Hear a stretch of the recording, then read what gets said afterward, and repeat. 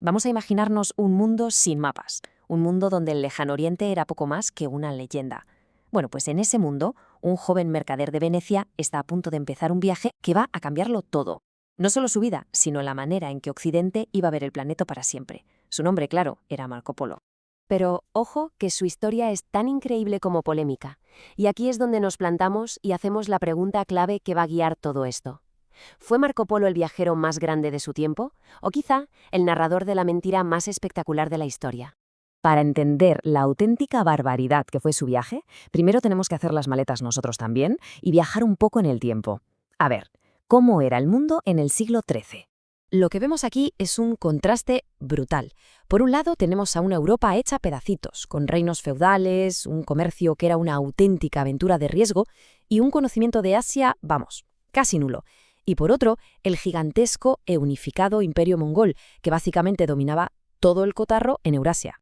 Y esta estabilidad es la clave de todo. Se la conoce como la Pax Mongólica.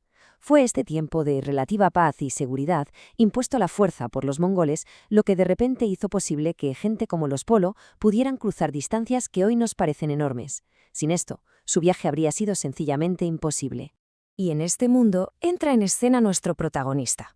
Marco Polo nace en 1254, en una familia de comerciantes de Venecia.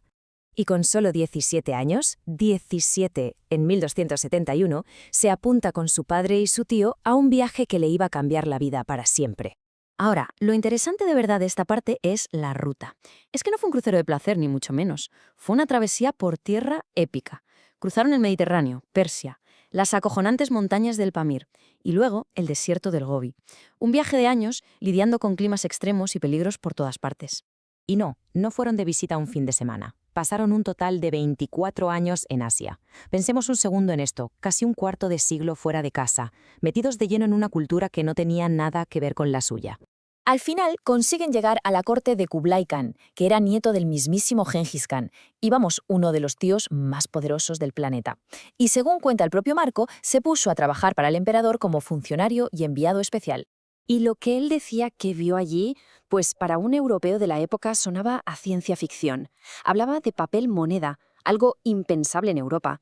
Describía cómo usaban el carbón de combustible, de ciudades con millones de personas o de un sistema de correos que funcionaba como un reloj. La clave aquí es que en Europa no había nada ni remotamente parecido. Todas esas historias de puentes gigantes y ciudades que no se acababan nunca tenían que sonar a fantasía pura. El choque cultural que provocaron sus relatos tuvo que ser tremendo. Cuando por fin vuelve a Venecia, la historia da otro giro de guión. Resulta que lo capturan en una guerra contra Génova y en la cárcel le dicta todas sus aventuras a un compañero de celda escritor, un tal Rustichello de Pisa.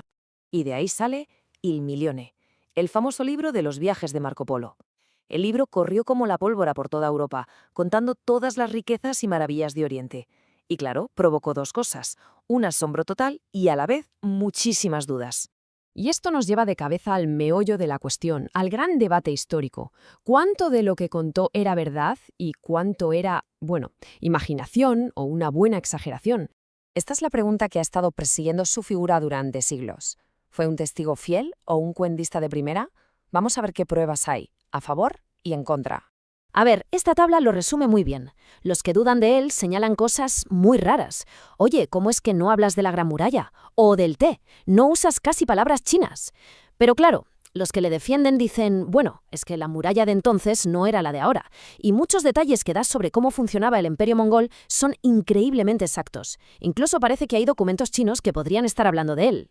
Pero al final, sea verdad o mentira, el impacto de su historia es lo que de verdad cuenta. Su libro no solo fue un relato de viajes, es que ayudó a cambiar el mundo. Vamos a ver cómo. Fijaos en esta cronología que es una pasada. En 1299 se publica el libro. Casi 200 años después, en 1492, un señor llamado Cristóbal Colón se echa al mar. ¿Y qué lleva en su equipaje? Pues una copia de Il Milione llena de anotaciones. Las historias de Marco Polo fueron la gasolina que encendió la imaginación de los exploradores y que ayudó a empezar la era de los descubrimientos. Al final, su legado es justo ese, fue un puente entre dos mundos. Gracias a él, en Europa empezó a picar la curiosidad por Asia. Se convirtió en el símbolo de la exploración, de querer saber qué hay más allá. Y su nombre, a día de hoy, es sinónimo de viajero. Y terminamos con sus últimas palabras, que son enigmáticas a más no poder. Se cuenta que en su lecho de muerte, cuando le insistían para que admitiese que había mentido, él respondió: «No he contado ni la mitad de lo que vi». Una frase que lo resume todo y que nos deja con la duda para siempre. ¿Qué otras maravillas se llegó con él a la tumba?